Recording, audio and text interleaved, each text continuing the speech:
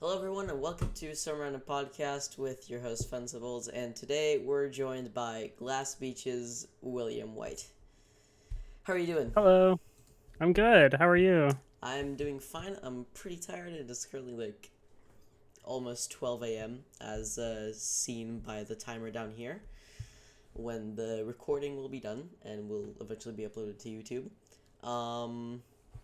So, how this podcast works to all the new viewers, I basically bring on guests and ask them questions related to their profession, whether it's content creation or music or anything else, and then also a few random questions about the actual guests, like hobbies and a lot of other stuff. So, first off, um, when did you start playing the drums? Uh, I started playing the drums in high school, just barely. I would do it like for fun.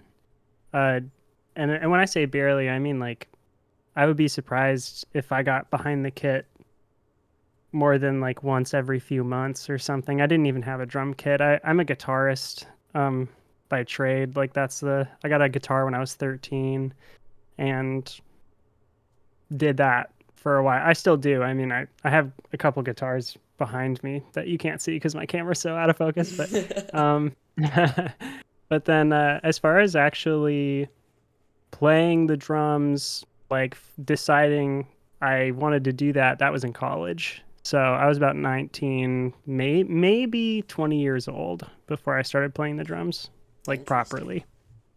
Interesting. Yeah. All right. Were you a part of any other bands before Glass Beach? Oh, loads of bands that you probably will never ever hear of. But I had like a bunch of bands in high school. Like I said, I played with all of my friends in this like tiny little Midwest town that I grew up in.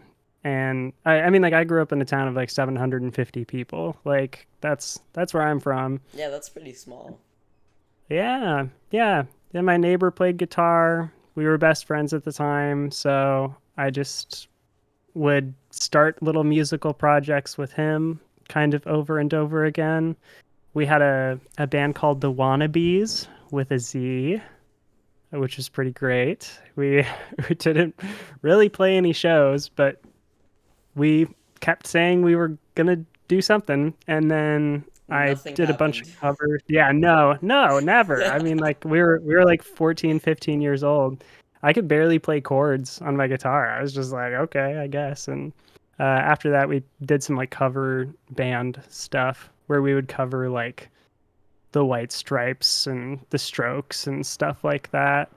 And I think the first band that I was like really, really taking seriously, well, band, I had a solo project that I'm not going to name right now. It is findable. It's like pretty easily findable, but Hmm. well, I might as well name it now.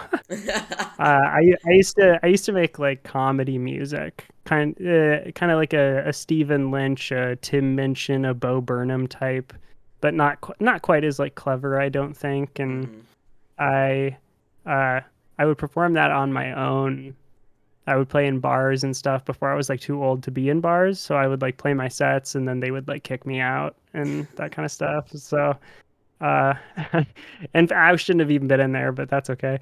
And I would just do that a bunch. I'd do a bunch of open mics as Anthony and those other guys. That was the name of the project. It wasn't a solo project at first. I started that with people in high school, but we didn't really do anything with it. And I was just making like bad comedy music with it. Some of it actually pretty good, still holds up. Several of it does not, like definitely does not. And then from there, when I was in college, I started like four or five bands, and that's about when I like really started taking, being in a band and trying to pursue music more seriously. So, and in those bands, I was always the guitarist and like singer. I Hmm. I only played drums and jazz in college. Like that's pretty much all I did. And it wasn't until after college coming out to LA, meeting Jay and wanting to be in their band where I actually picked up the drums for like real to be in a band. I was like, "Hey, what do you need?" And they were like, "Oh, I need a bass player and a drummer." And I was like, "Oh shoot." I guess I'll you know what? I'll pretend to be a drummer for a while. And here I am. Yeah, yeah. I must say, Glass Beach is a very big inspiration for most of my music currently. I've already finished writing the first album in a series of albums by a band. It's basically a trio called Project Nevermind that I formed with two people that I met online actually. So it's all just gonna Oh be yeah. they're all just gonna be online, and then we're gonna do whatever we're gonna do with the mixing and everything. It's gonna be awesome. Yeah, mixing so hard. Yeah, it definitely is. I self-produced a lot of music and it's not good. Yeah, it's definitely hard. It's definitely hard to do it. Yeah. Um. That's So awesome though, by the way. I gotta say, I'm not to take away from like the me interview portion, but I think that like finding people to like make music with or like any art really, like yeah, finding people to do it with is like a pretty big staple for like enjoying it and continuing to do it even if nothing comes of it, because I like of the last question you asked me, I have been in a lot of bands that I think maybe 10 people have listened to and it takes if you're not like doing it just to love it and to play with the people that you're in the band with if you're really like focusing on numbers, if you're really like, oh, we've released 3 albums, like why aren't we getting anywhere, no one's listening to us, like that can get really heavy. And I'm not saying that you can't have a section of your brain tied off for that kind of thinking. I think it's okay. I wouldn't obsess over it, but yeah, it's not I something that you should really focus on.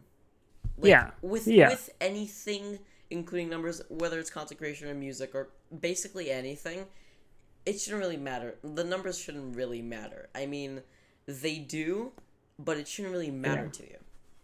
You shouldn't like yeah. It's focus on it too unfortunate. much.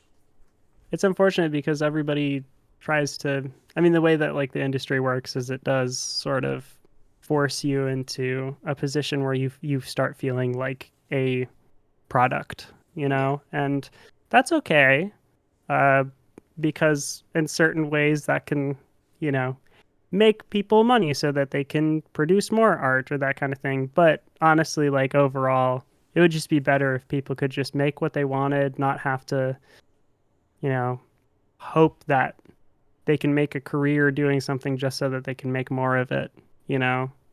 I mean, if nobody had to focus on making money or like selling themselves as a product, then you and your friends could, you know, make music over the internet online with each other, like into infinity, like indefinitely, and just get to keep doing that without any stress or like worry that oh, if we don't at least kind of like double our audience with this next record, I don't think we can do this anymore, because Yeah. I have to go back to my I'm what are you, 15? I'm 15 and I have to go back to my day job. I don't know, like working at a gas station.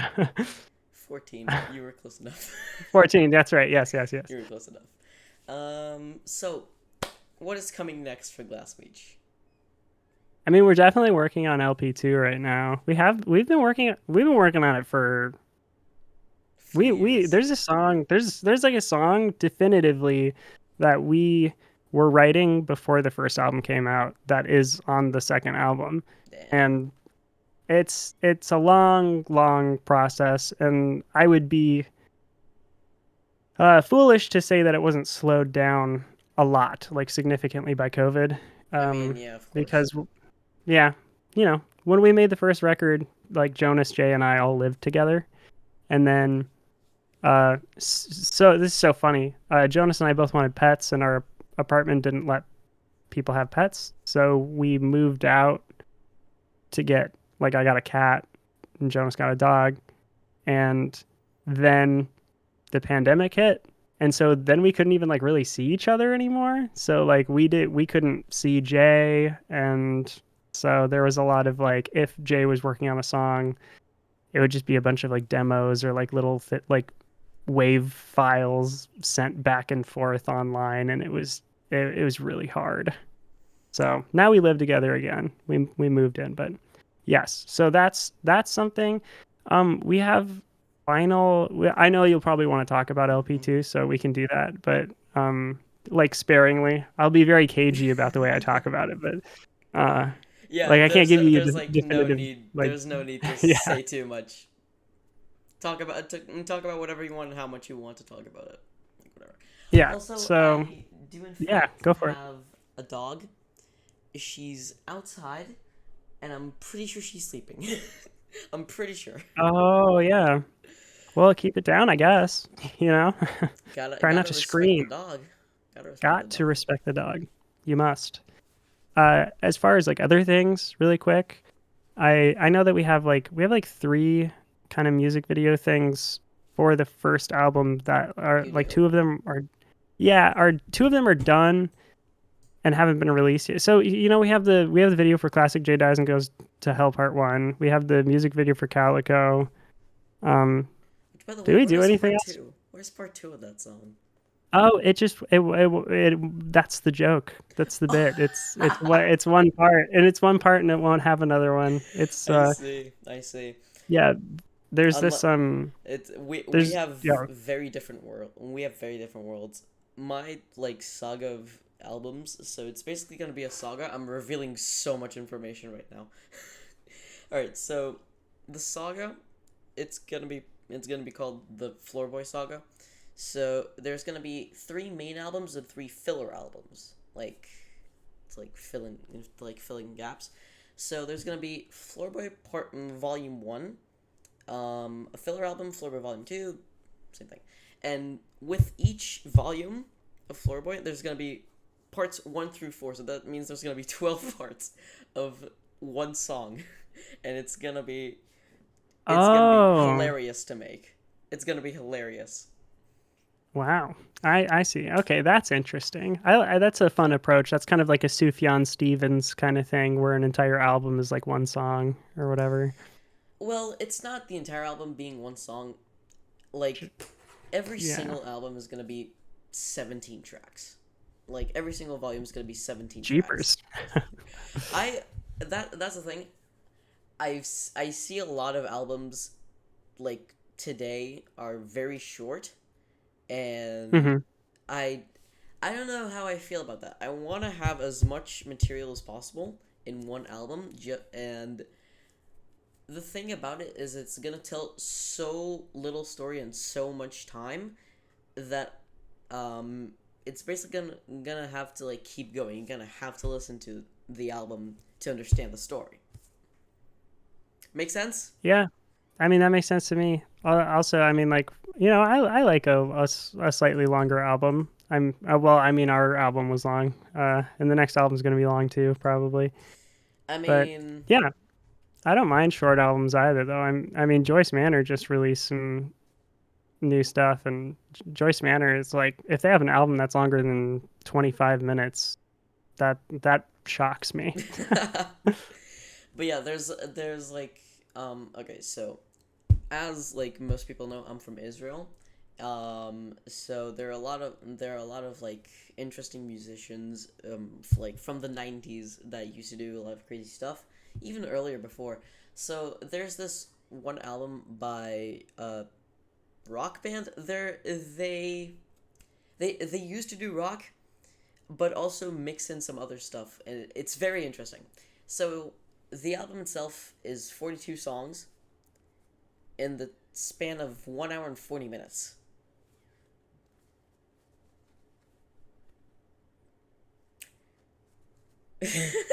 I mean, I guess that makes sense. That's a lot. That's it, like that's like a movie.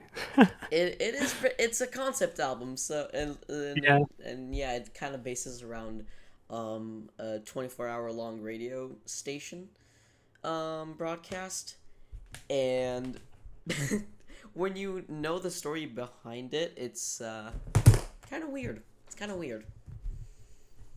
I Although mean, that's cool though. it's pretty cool. It's pretty cool. All right, back to the questions. We're getting Right. we get a little bit off track. Woo. All right. What's your favorite all-time snack? Let me just. Favorite favorite all-time snack.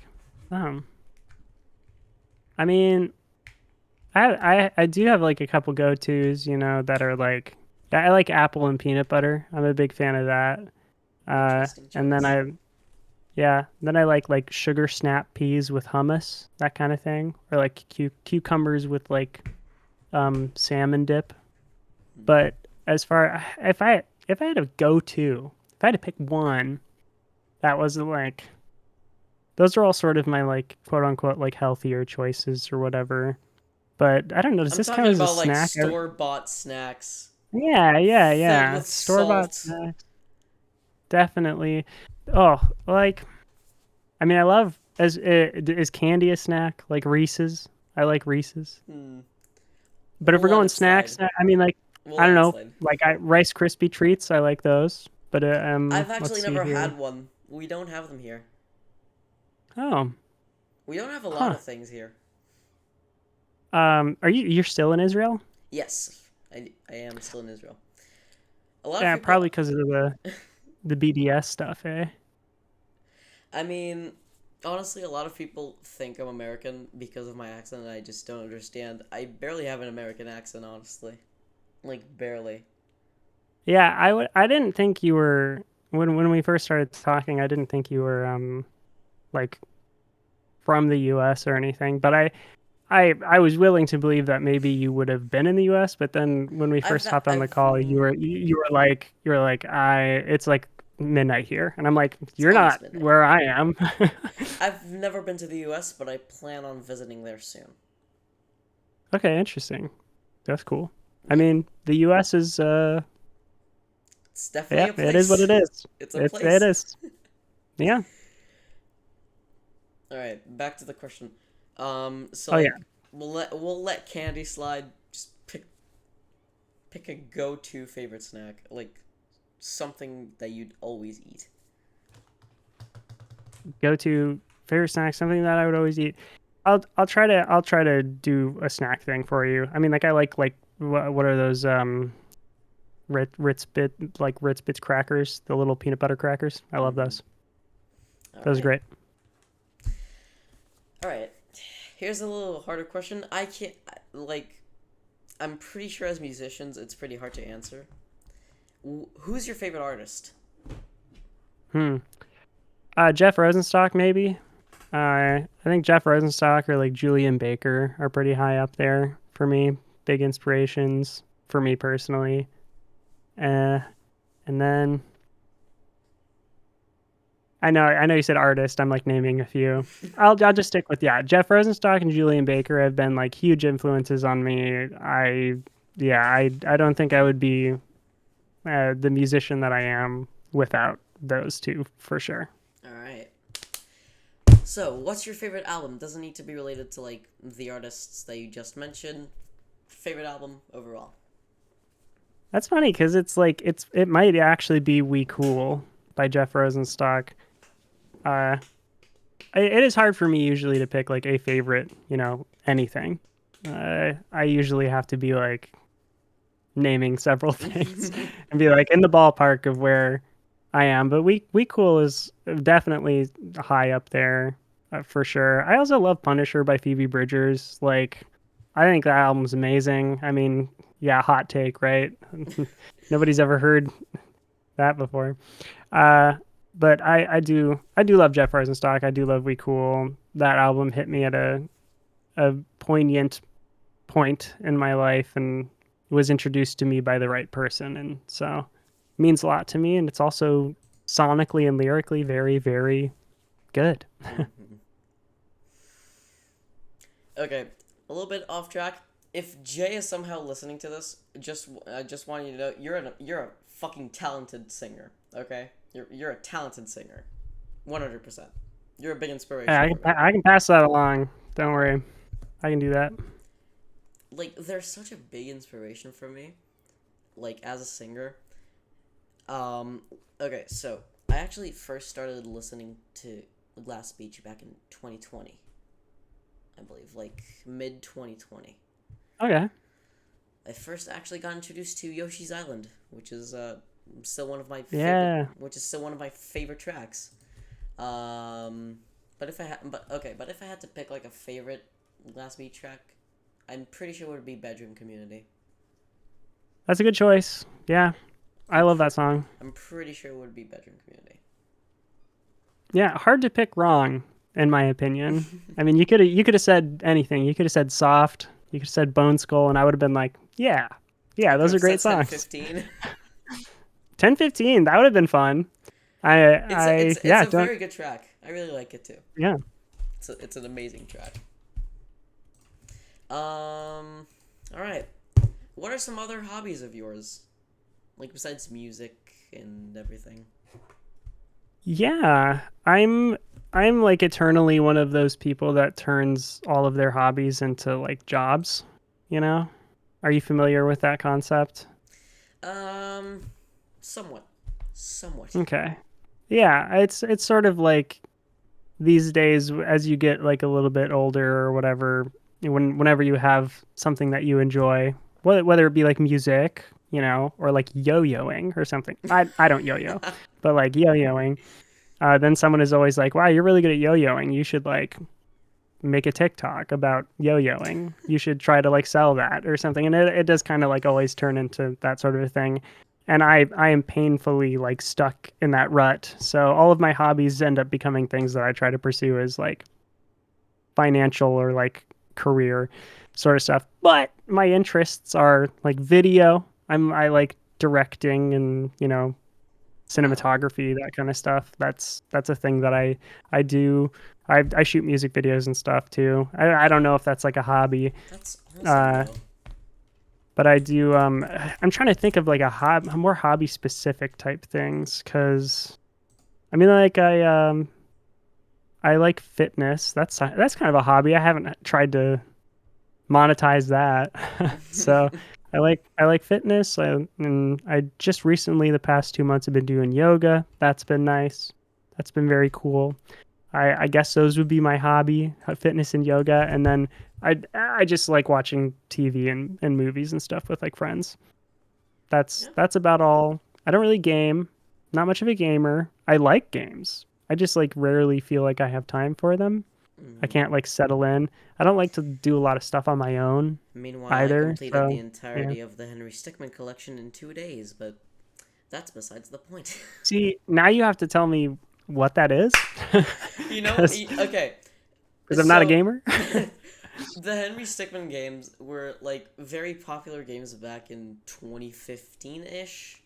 They were like flash games. The first one was created Oh, Flash in games. in Okay. 2008. It was called Breaking the Bank. Then after that followed escaping the prison, then stealing the diamond, infiltrating the airship, and then in 2020, infiltrating the airship, fleeing the complex. I forgot that one.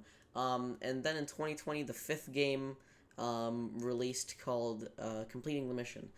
And because Flash was dead by 2020, um, the entirety of the so the new game released on Steam together with a remaster of the five other games. And Oh, so there's like a lot of stuff that you can do in the game, and I basically completed all of the fails and all of the endings, all the games in 2 days. wow. Okay. Wow. I'm aware to the fact that I'm alone, that I just have no life. Hey, that can be fun to do every once in a while. Yeah, Like pretty much. lock it in, and just But also considering the fact sit that I'm a with something. Minecraft streamer on at the same time, and That's that's true. Hey, if all of the time you spend playing games is on stream, then you're not going to be enjoying games quite as much anymore. So it's good yeah, that you gotta give yourself some free time to play some games to get away from your duty of playing games. yeah, especially the okay. But I actually enjoy streaming. I've been working on a sort of roleplay project in a Minecraft server that I'm on. It's mostly done by like the owners and everything. Like it's organized by them, but we just roll with it, and it's fun. It's really fun. I mean, that sounds cool. Yeah, it's pretty cool. All right, so do you usually play board games? Oh, I mean, I like board games. Yeah, I play them. I don't really like.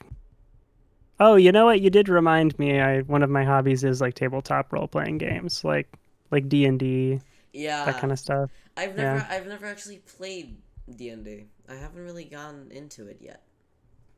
Yeah, it's fun. It's a cool thing if you find the right group. I mean, my Oh, friends, my IRL friends, yes, I have those. Whoa. well, Um, brag. my friends actually wanted to start a campaign, um, and we're gonna like start it in the summer, like when we finish school. Okay, cool. So yeah, I'll I mean tell you that how that that's goes. yeah, that sounds awesome. I didn't play D&D for the first time until I was like 24, 23, something like that. So, you can come to it late or whatever, but I think it's pretty D&D is a little inaccessible, just like if you don't know anything about it, if you don't have somebody who can like guide you through it, it's there's a lot going on. But there are plenty of other tabletop role playing games too that I like a lot. Like there's this system called Kids on Bikes that I like a lot, which is quite a lot simpler than D&D is, and it's sort of I That don't know. Have name you seen kind of Stranger reminds me. Things? It kind of reminds me of Stranger Things for some reason. Yeah, yeah. It was based on like that, kind of nostalgic feeling of being kids in a small town and having supernatural things happen to you or whatever. So it sort of emulates that feeling. Mm-hmm. It's really cool. I like that. And then there's some others that are very cool. If you're a fan of like Monster of the Week sort of shows or anything like like the show Supernatural or like Buffy the Vampire Slayer, I don't know if that's like before your time or if you found it. It is before your time, but it's possible that you have found Yeah, I it was about to say independently. it probably is though. Yeah, no, it definitely is because that was like when I was growing up. Mm-hmm. I Yeah, but people find stuff all the time. Who am I to say what you're aware of and what you're not? Yeah. But basically, those Monster of the Week sort of procedural shows where every episode, I mean, Scooby Doo is like a Monster of the Week kind of Yeah. show, and there's a tabletop role playing system called Monster of the Week that basically guides you through that sort of a thing, and that's fun too. I encourage you if you are interested in D&D, like branching out and seeing, D&D isn't for everyone, but some people really love it. I like it a lot, but there are easier, less crunchy games that people can play together that are very collaborative, and if that's something you and your friends want to do, I've got recommendations. All right. I'm gonna ask you a question, and then I'm gonna go for a second. I have to go do something really quickly. Cool. So, what's your favorite book? Um, what's my favorite book? The Dungeon Master's Guide. No, I'm just kidding. Uh, let's see. I read I don't read nonfiction. I don't read fiction really. So I haven't for a long time, and I don't read that often as it is. But um, the stuff that I do read is like essays and like long-winded stuff. I have a book here that I've been reading recently that I'm just gonna grab. Ooh, book time. Book time, yeah. Um, see, this is exactly what I'm saying. So this is called Making Spaces Safer. It's probably there you go.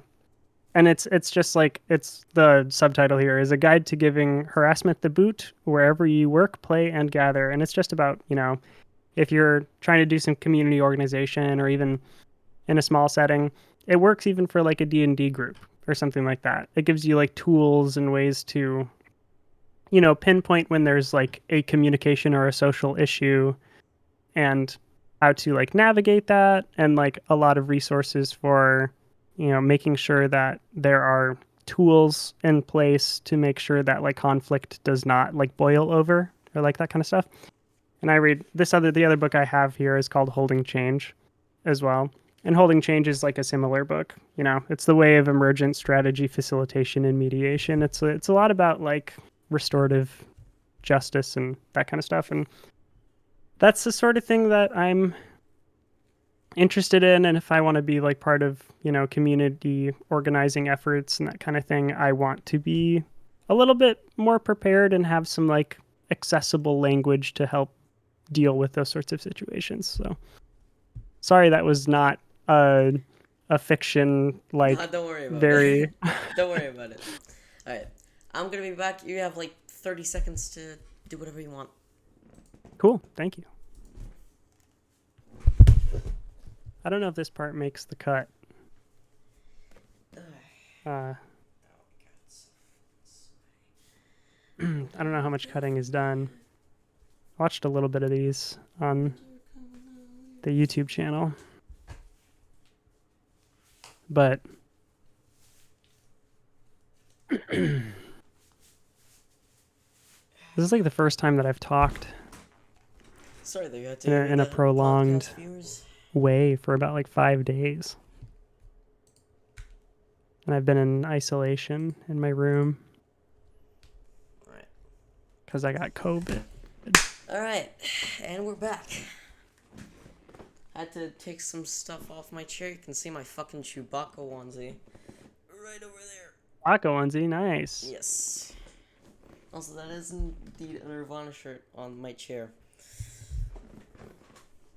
Oh, a Nirvana shirt? Yes. Oh. Hi. And there you go. Goodbye. Yeah. I'm just gonna slide right down. See ya. Bye. And now I have a question about the Nirvana shirt. Oh, You can yeah. stay off screen if you'd like, but no. I mean, it's not really off-brand. It was distributed. Yeah, it's from like, a shop. Like, this was originally my mother's shirt. Okay.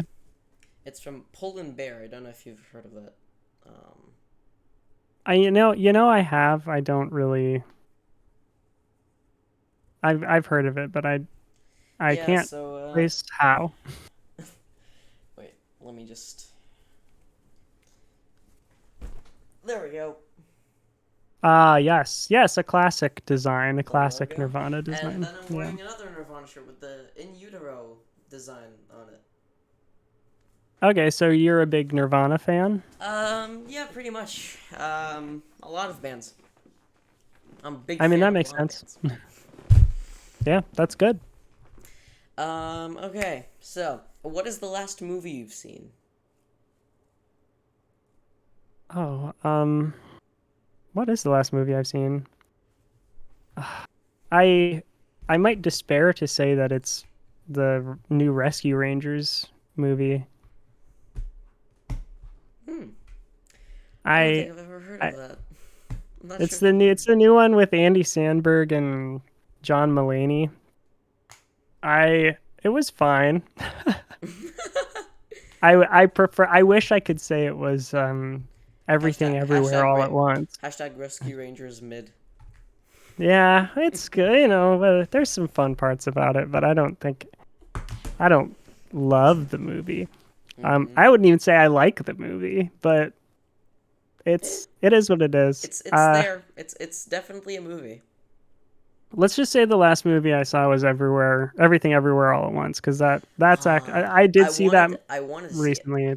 I wanted to see it, but it was like so good. streamed. It was like in the theaters at a very late time for me. I usually go to sleep very early on like weekdays, and also on Saturday because we don't really have a weekend. It's only Saturday and that's it. So it's school from Sunday to Friday, and then Saturday's off. Oh yeah. All right. Last album you've listened to? Last album I listened to is "Look a Rainbow" by Kara's Walk Home. Interesting. Ooh. Your camera's getting all like pixely all Oh, of a is sudden. is it weird? Yes, it's a bit Uh, weird. Interesting. I mean, yeah, maybe my internet's slowing down.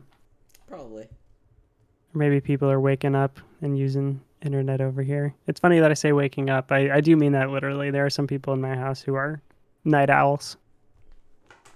Interesting.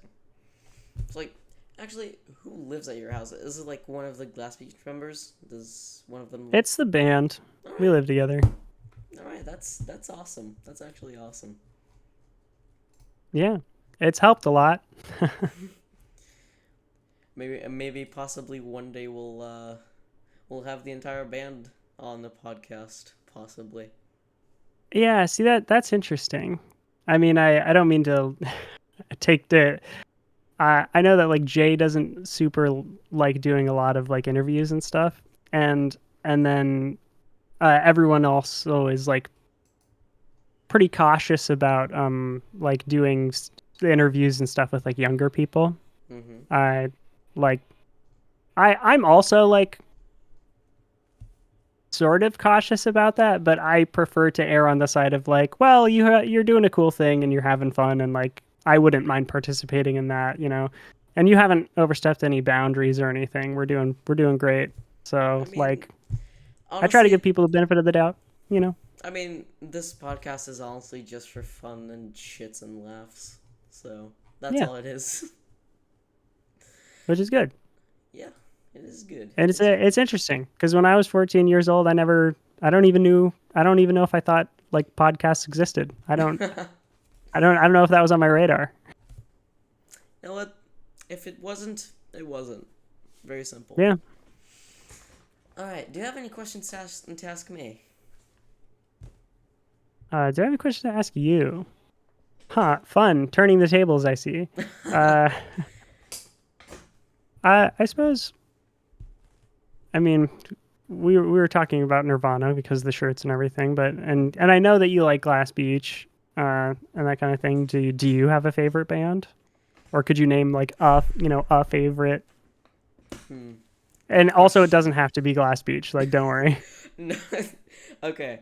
Glass Beach is definitely one of my favorites, but I can't really pick a favorite. I have too many of them.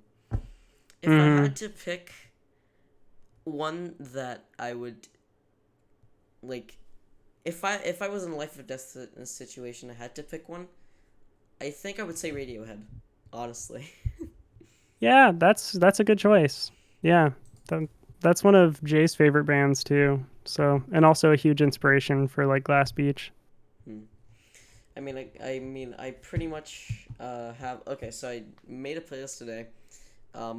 It's basically of every single album I downloaded onto my Spotify profile. And most of it is Radiohead albums. I mean, it also includes the first Glass Beach album, of course. Mm-hmm. Speaking of which, what is your favorite track they've ever worked on with Glass Beach? Uh, my favorite track that I've worked on with Glass Beach that I mean, and it can't be any of the ones you haven't heard, right? Like it can't be any new ones. Hmm. I'll just say some of the new songs are like my favorite that I've gotten to work on. Like I just a process and like my drum parts and everything. Mm-hmm. Uh, I feel very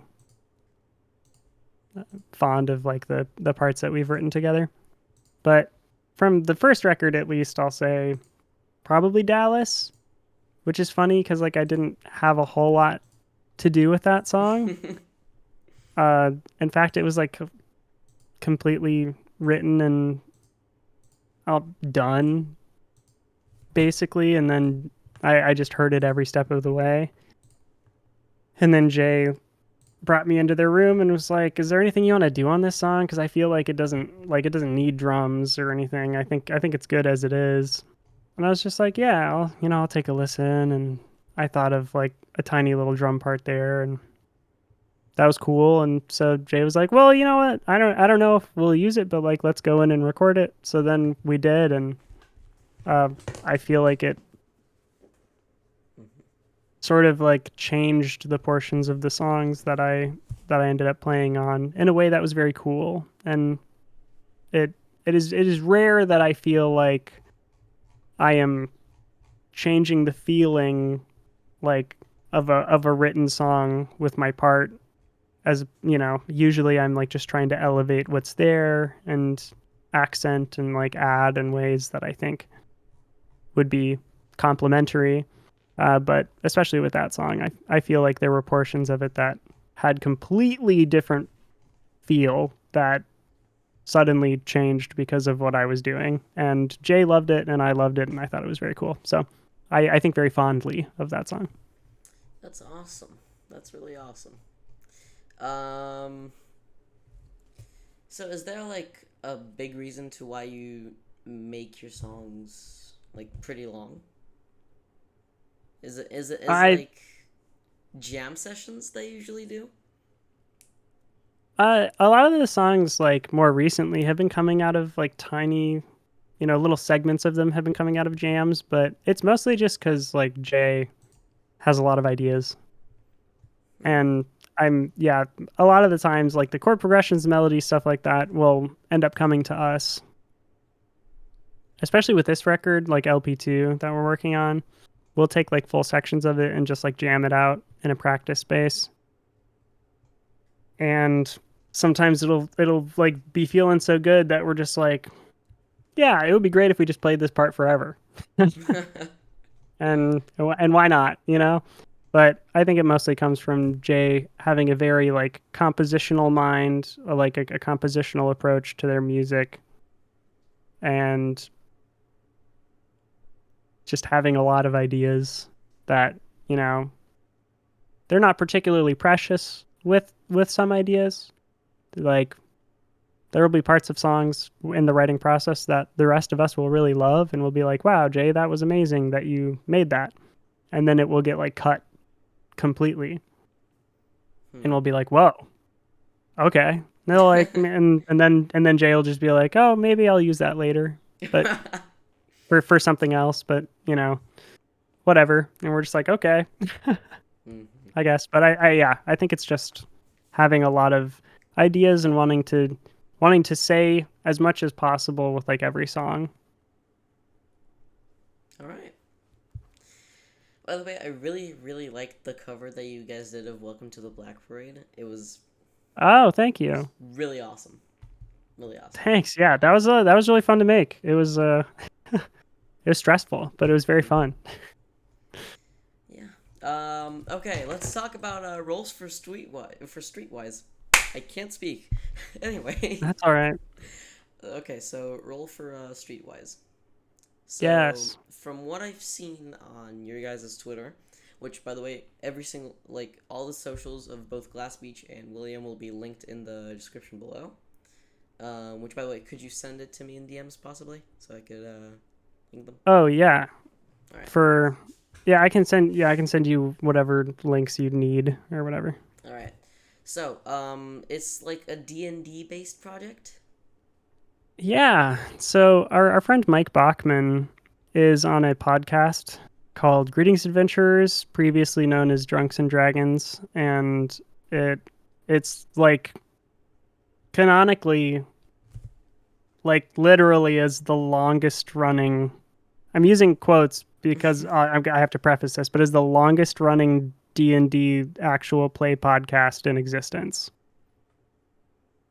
It was not the first, but people who started before them are no longer like podcasting or no longer playing D&D, but they have been They doing have an just been actual doing it for the longest time.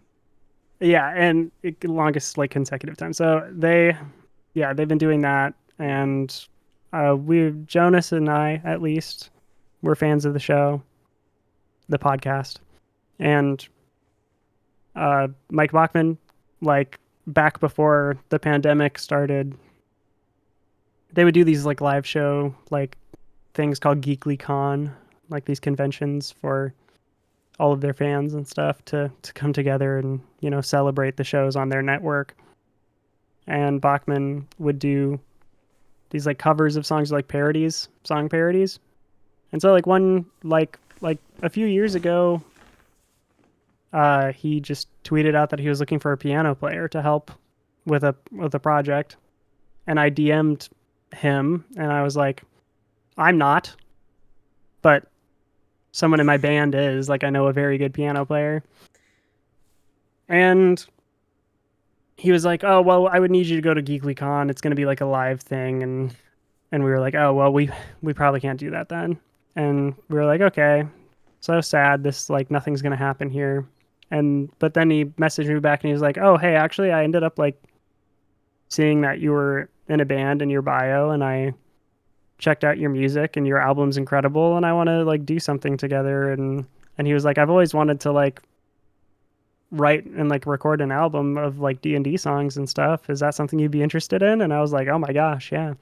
So this started, I think, like 3 years ago, and we did a Kickstarter for it, like with the Geekly people.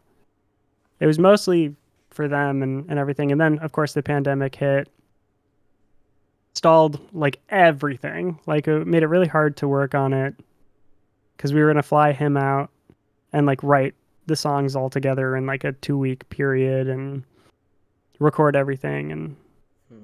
it just didn't end up happening for a long time. And then after we all got like vaccinated and like boosted, it felt like we could finally get him to fly out. Like And do so everything. yeah, so we did everything. But it's essentially it's like a short little like album, 5 songs. And it is about, every song is about like D&D in some regard.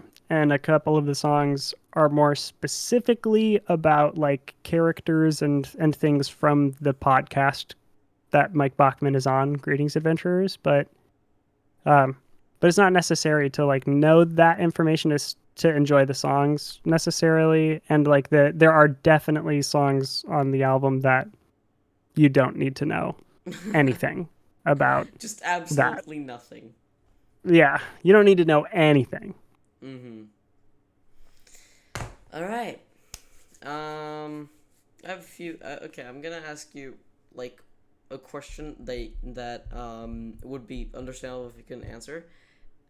Are there like any Okay, do we know what the next album is gonna be named, or not yet? Um, we have a working title that I Ooh. can't tell you. Yeah, that's obvious.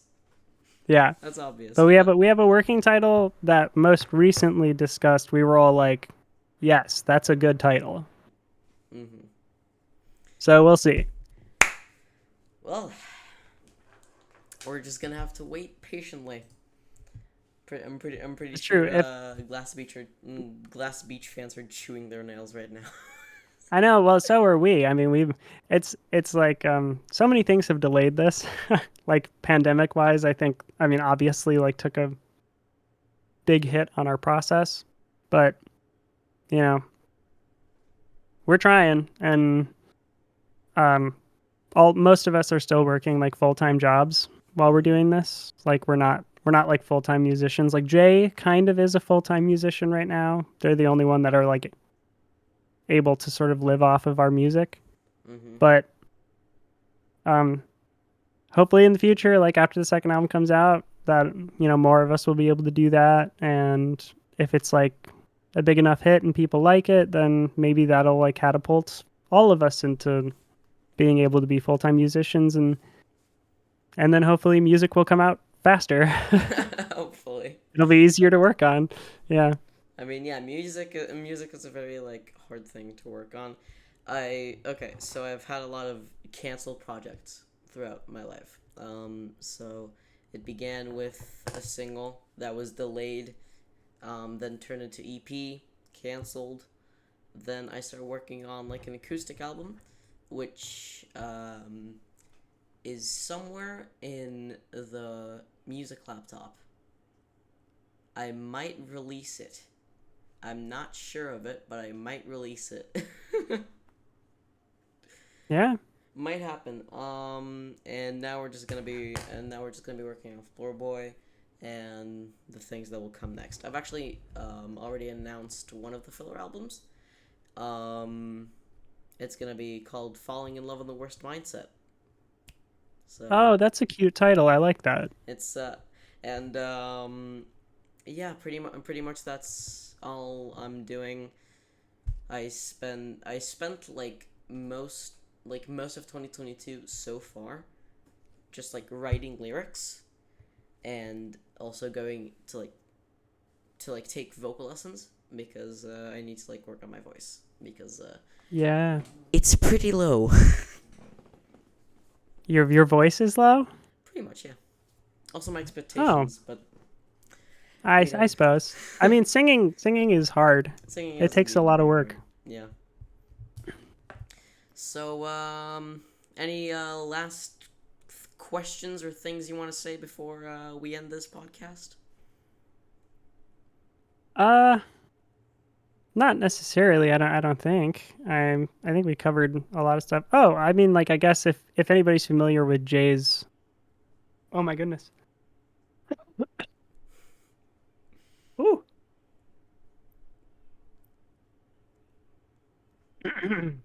There we go. See, I this is what I was saying. I haven't talked for a long time because of COVID. So, anyway, if anyone's familiar with Jay's like solo career before Glass Beach, Cassio Dad, Oh, yes, I've actually that heard of Casio Dad somewhat. yeah, that Cassio Dad just returned to streaming. So, we got that back up there with Run for Cover's help. It was a There was a logistical nightmare going on behind the scenes that was like preventing us from putting it back up, but it finally got back up there. All right, and on that colorful note, we end today's podcast. First off, William, thank you so much for accepting coming on here. It's an honor, really. Oh yeah, thanks for reaching out. Yeah, of And, course. thanks for being interested in the band and everything that we got Yeah, going of on. course. I mean, I'm probably gonna be one of the first listeners if I'm gonna be able to like stay awake when it comes out. Hopefully, I will. And I've been thinking of getting like a vinyl of the first Glass Beach album. Oh yeah. I might get a vinyl and just like hang it up somewhere there, or in this wall next to me. So thank you all for watching. Subscribe. All socials will be linked in the description below, and that's it. Bye bye.